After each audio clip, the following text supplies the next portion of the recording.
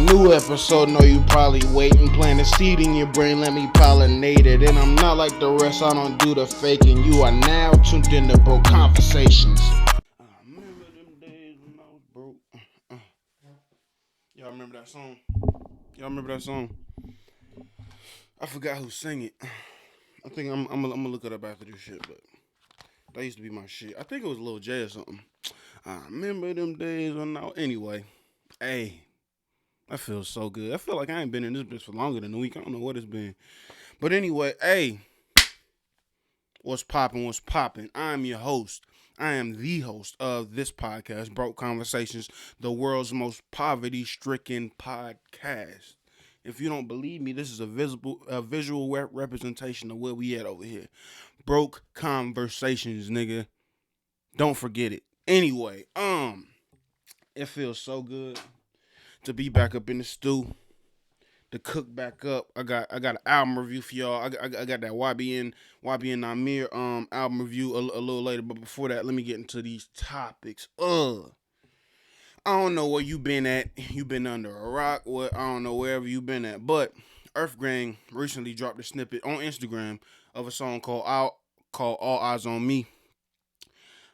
For their upcoming Ghetto Gods album, and Ghetto Gods album. And just so you know, whenever that drops, get ready for another exclusive album review. Because if you don't know, flip back into my discography of podcasts. I have done a Visionland album review for them. That was the first album I've ever heard from them, first full length project. Besides, I guess the Dreamville shit, but that wasn't there specifically. So that was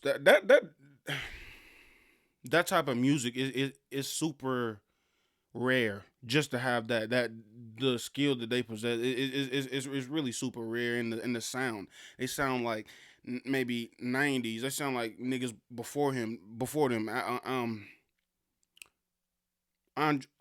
Andre 3000, like you know, that type of vibe, soul shit. Like, they stick into the southern shit. I love that.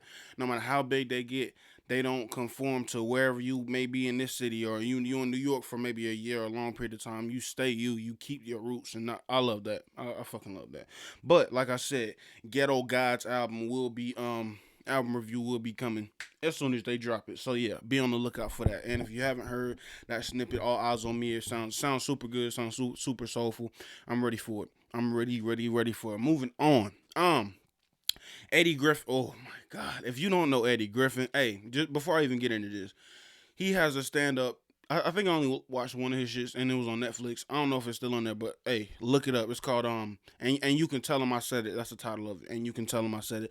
I love Eddie Griffin. He's super uncut. He don't give a fuck about the PC culture. He talks real shit. I love people and artists that get put out stuff to make you actually think and shit like that. And Eddie Griffin is one of those. So like I said, if you haven't seen that, go check that out. But anyway, Eddie Griffin, he recently dropped the trailer for his new DocuComedy called Laughing Through Your Mask, and it will be available April 1st. And today is April 2nd, so it was available yesterday. So if you haven't, go get that. And yeah, I'm a big fan of Eddie Griffin. Eddie Griffin got to be in my top 10. Maybe not my top 5, but top 10 for sure. Super funny. And moving on. Excuse me. Okay. Now we about to get into it. YBN Nahmir, he dropped. I don't know if you know, you've been under a rock, like I said, but he just recently dropped an album called Visionland. I don't, and honestly, just with the name, I heard the album 3 times. I ain't gonna cap. Well, yeah, I'm gonna go ahead and do it. I heard the album 3 times. I ain't gonna cap. The first time I heard it, I was mad as fuck. I wanted to get this shit a super bad rating because the thing about artistry is, and I'm not trying to make this too much about me, but it's true. But the thing about artistry is when you know an artist for one specific style or one specific shit, just like when NLE Chopper dropped a thousand Shotter Flows, but then he came out with an album that sounded totally different. He was rapping on the Picture Me Rolling Tupac beat and trying to get more lyrical. I think that had the same effect. At first, I didn't like it because if an artist comes out this one way, you're just one way. You're a trap rapper. You talk about killing niggas, and you start to get lyrical. That kind of upsets me because it's like you're not pushing your music and your shit to your core audience, but that's good.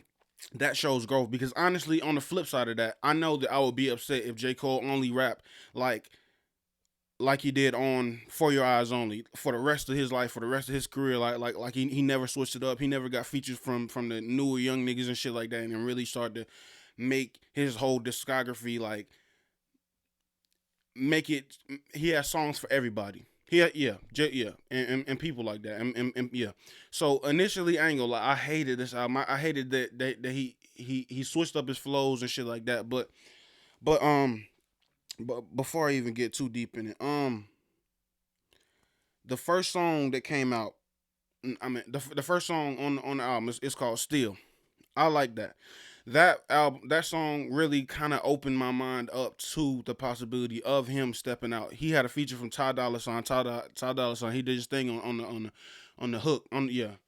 Ty Dolla. He did his thing on the hook and shit like that, and I loved it. And in that song, he rapped about him being too young to help his mother, help his mother, seeing her in an abusive relationship in front of her, get beat up and shit like that. And that's something that he'll always have to deal with. And he goes on and talks about other stuff. But I love when an artist gets vulnerable, because I feel like that's something I do and I possess in my music. And I'm gonna say this one last thing about B, and I'm gonna get back to that review. But I feel like the reason why I haven't really focused on trying to make a tape or even an EP or album or a mixtape or whatever so far is because I want to.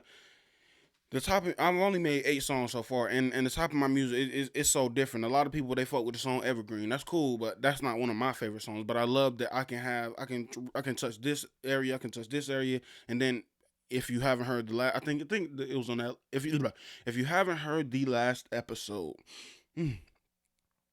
I dropped at the end of that a song called Mood, and that was something totally different than I've already done. So I think for me, before I even getting to that point, I want to do it totally different. Like the way I'm rolling out my shit is totally different. But back to this shit. Um, like I said, the first song Still. I like the fact that he tried to get lyrical and tried to put his heart on his sleeve, and I love that. Because you can't hate on no, because the thing about music like that is, even if you don't like the BPM, even if you don't like the genre, you can relate to it, because it's something real, and it's something you can touch and feel, and something you can relate to, even if you haven't went through it. Somebody that has went through it. You feel me? But yeah, though, one of the things that I really disliked when I first listened to it was he has a new offbeat kind of Detroit G Herbo style of rap in a lot of these songs. And another thing is, it seemed like to me he didn't show out on the songs with no features on the song on and that's why I ranked this album where I ranked it. But I'm gonna get to the ranking later. But it seemed like to me that this whole album, I like that he was trying to do something new, but at the same time, he how many songs? How many songs? It was 20 whole songs. On most of the songs, it was just him rapping. So that being said, it don't matter. It don't matter if you got Takeoff or the Migos on a few songs, which you did on a few of these songs, on one or two of these songs. But that don't matter. I need you to show out, and I need you to give 100%. Stop recycling bars. I do not like that. And that's something I have to get on myself for. Even when I'm freestyling, I hate that shit. I hate recycling bars, saying the same thing over and over again. And the thing about rap is, rap only has us in the genre of rap. There are only so many lanes we can go when we're telling a story, or when we're trying to push them out. We can go with the lit shit. We can go with the lyrical shit. We can go with the storytelling. We can go with meshing over two genres. You can do the rap rock shit. What a lot of people did in the early 2000s and shit. People like Joe Budden and Eminem and shit like that. But the thing about the way you portray your music, it's only so many stories you can tell. But you can switch up how lyrical you are, or just switch up words. Something I've noticed even about me is I use the word "you" and "just" too much when I rap or when I write. So something that I do is I go on Google. I go on Google and I be like, synonyms for just, or synonyms for you, and I try to do it like that. And that is one of the great things about writing your music and not freestyling off the top. I feel like I don't know. I feel like I don't know if YBN Nahmir writes, but I would think that he wouldn't. But I don't know. Maybe he tried a different style of music for this one. But yeah, that's something that I just don't accept. I don't give a fuck. I don't give a fuck if you J. Cole. I don't give a fuck how good of an artist you are. You can say the same thing just in a different way and make it sound good. just show some effort in that. And like I said, the fact that most of these songs they're just you, fuck that shit. Fuck that shit. Say what you say differently. And yeah, that was one of my big gripes with this album, like period. But the features on this album, he had 21 Savage, Ty Dolla Sign, G Herbo, Dat Boy. Man, I don't know who that Dheboi is. He killed his verse. He murdered that shit. I'm about to start fucking with his music just off this feature. But moving on to features, he had Offset, he had G-Eazy. G-Eazy floated on that shit too. He had E40, Too Short, and Fatboy SSC.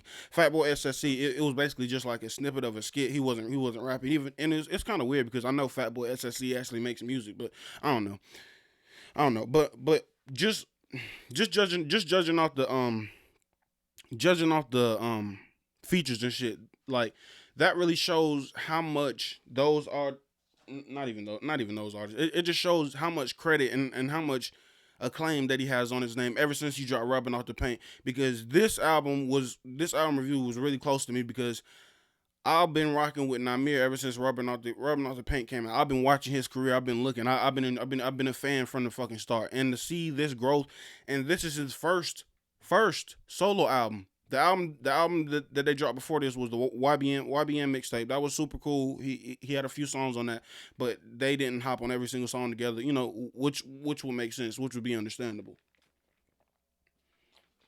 Lemon water on deck, but yeah though. Let me move on. Oh yeah, another thing. He came on the album. He came out with a song called Soul Train, and it was funny. I didn't. It's so funny how life worked. I didn't like this song at first, but like I said, I had to analyze it and go back over it again. And be like, yo, you got to give artists room to grow. And as I open up my mind and I listened it and I shuffled it again, I didn't particularly like everything about Soul Train, but I liked the fact that he was singing and he was using auto tune and he was talking about love and shit like that. And that's literally the same thing I did in the song Mood. The exact same thing. Maybe I'm probably biased because I like my shit the way it sounds a little bit more to him because my voice had a little bit of range and I didn't put no didn't put no crazy filters on my shit. It was just my shit. But this ain't but life in a competition. I love the fact that around the same time that I dropped my shit, he dropped his shit, and it was literally damn near the same exact idea, the same exact telling a girl you love her, shit like that, proving your love, shit like that, But I love the fact that he's trying to get into that R&B lane and shit like that. Even if he don't never do that again for a while, even if you get played out for it, it don't matter. You should not be afraid to take risks, and that's the biggest lesson I can get from that. So from that Soul Train shit because I made my own shit, my own version of it. But enough about me. Another thing I really appreciated about this album, it was a whole lot of old school samples and some softer toned and lyrical beats, like some beats that you wouldn't expect him to be on because he wasn't getting super lyrical on this album, but something that I did notice is his flows and pockets, his bar structure. Like maybe he has one bar that rhyme, another bar that rhyme, something that don't rhyme, and then another bar that rhyme with the first two, and then he'll go back to the shit that didn't rhyme, and then do two bars after that. He would just float in and out of pockets. I love that shit. And that's something I'm trying to incorporate in my rap. But listen, this is not me. This is not an album review of me. This is his. Let me get back to this shit. but yeah though, a lot of artists they don't have that. Like and Slick Rick did it, on the art of storytelling and all throughout his career. Even though Slick Rick was really known for the boom bap type of rap style, the four bars and then you keep going. He from time to time he slipped out and created his own little pockets, created his own shit. Just because it's not identical or just because the bars aren't single file, that doesn't mean you can't make it into something amazing. And just you doing that just shows how much you don't care about nothing but the fucking artistry. And I love that sentiment. I love it.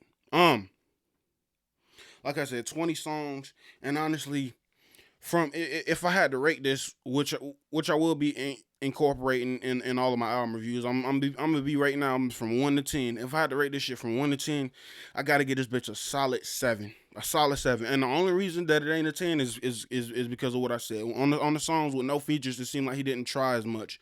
But it did. But at the same time, on the song with features, it seemed like he really held his own. He tried as much he tried all he can, and he succeeded to keep up with those rappers, with those artists, with E40, with Too Short, with Offset, with G-Eazy, with 21 Savage, and he matched that energy.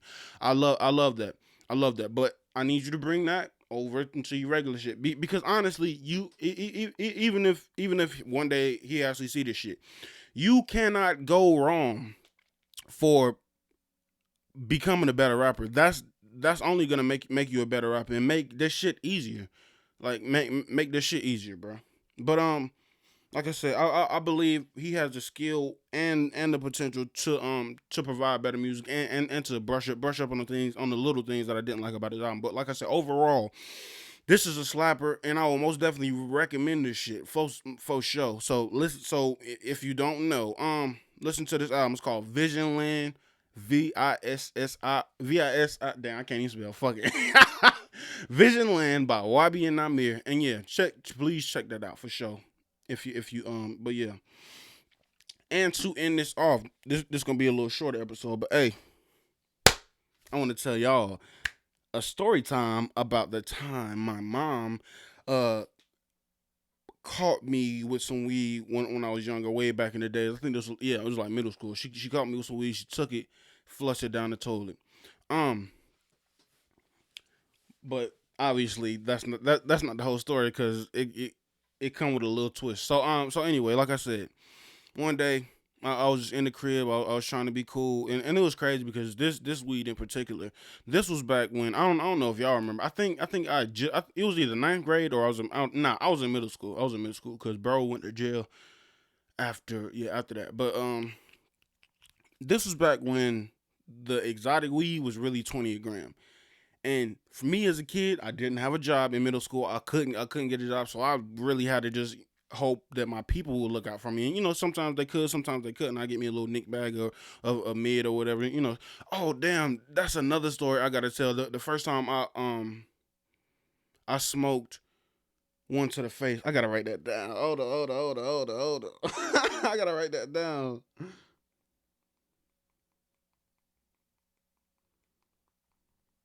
The first time I ever smoked one to the face. That will be on the next episode. But listen though, I got it from the plug. It was so hard for me to get them and shit like that. Cause even if I had the plug number back in the day on my phone and shit, they not about to be really pulling up for like $20 and shit. I had to have the plug in the right moment and shit like that. So long story short, plug came to the crib. We was chilling, smoking all that day. I was like, shit.